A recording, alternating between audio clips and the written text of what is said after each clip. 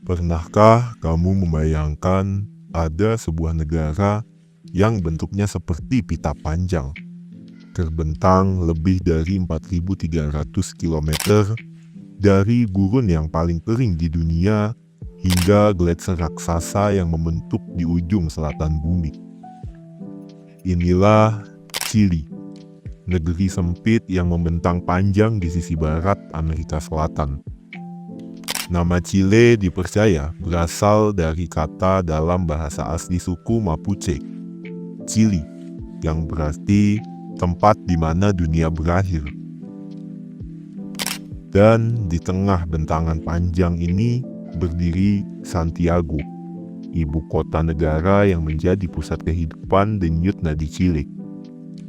Didirikan oleh penjelajah Spanyol Pedro de Valdivia pada tahun 1541. Santiago awalnya adalah pemukiman kecil yang tumbuh di lembah subur di kaki pegunungan Andes.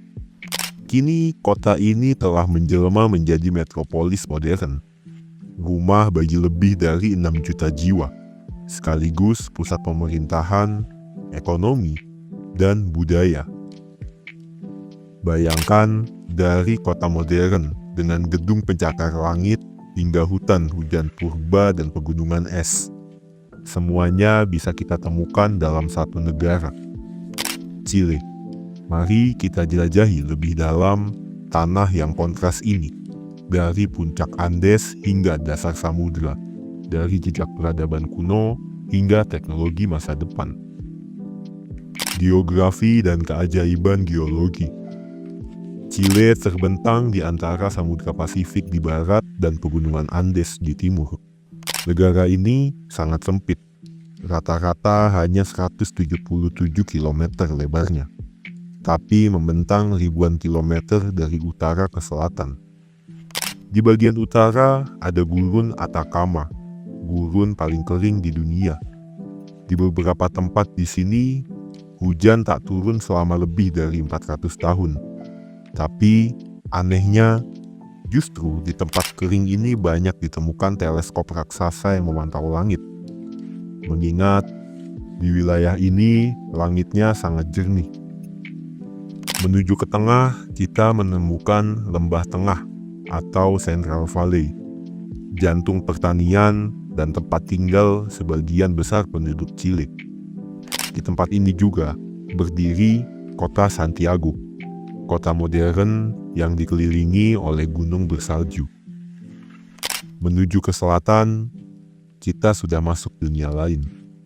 Patagonia, sebuah wilayah liar dan megah, dipenuhi gunung es, danau biru, fjord yang dalam, serta gletser yang mengalir perlahan ke laut.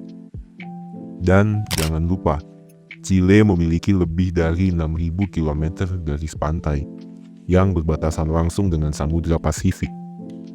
Lautan ini sangat berpengaruh terhadap iklim dan kekayaan laut negara ini. Chile juga terletak di cincin api Pasifik, zona paling aktif secara geologis di dunia. Negara ini punya lebih dari 2.000 gunung berapi, dan sekitar 500 diantaranya masih aktif. Salah satu yang paling terkenal adalah Gunung Villarrica, yang sering memuntahkan lava merah menyalanya.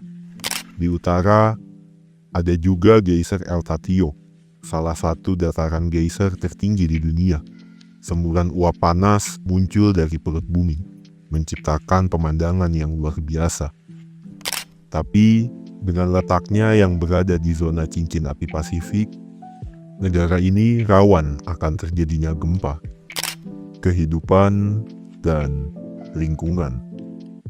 Dengan bentuk memanjang dari utara ke selatan, Chile menjadi rumah bagi hampir semua jenis iklim utama di dunia. Dari gurun hingga tundra, dari iklim Mediterania hingga subarktik. Di utara, terdapat gurun Atacama, salah satu tempat paling kering di planet ini. Di beberapa titik tak turun hujan selama lebih dari 400 tahun. Tapi jangan salah, di balik kekeringannya Atacama menyimpan keajaiban. Ada kaktus mini yang tumbuh, mikroorganisme unik, bahkan bunga-bunga padang pasir yang bermekaran ketika hujan singkat akhirnya datang. Di dataran tinggi Andes Utara juga tersembunyi sebuah harta karun alami. Danau Cungara, salah satu danau tertinggi di dunia, berada di ketinggian hampir sekitar 4.500 mdpl. Danau ini dikelilingi gunung berapi dan menciptakan lanskap yang terasa seperti di planet lain. Di bagian tengah Chili, iklim berubah menjadi Mediterania, mirip seperti di Spanyol.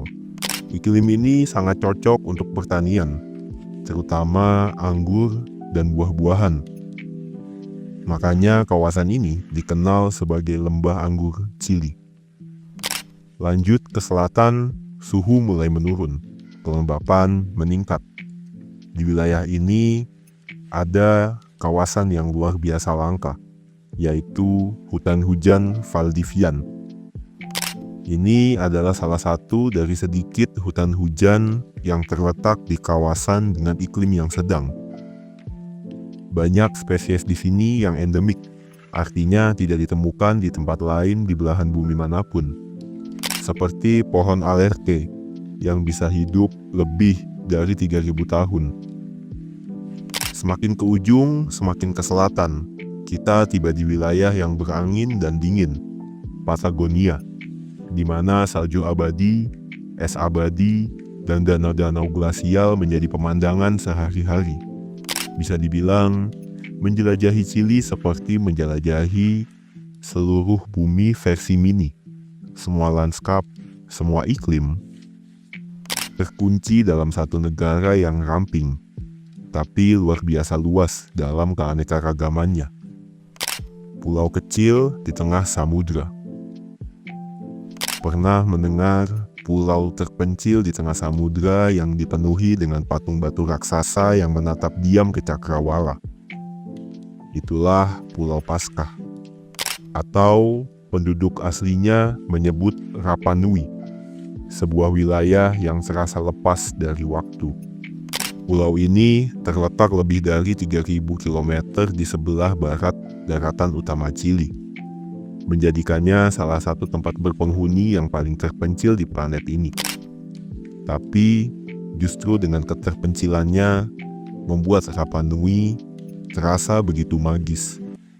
Pulau ini terkenal dengan emot batunya, atau moai, patung batu raksasa yang jumlahnya lebih dari 900 buah.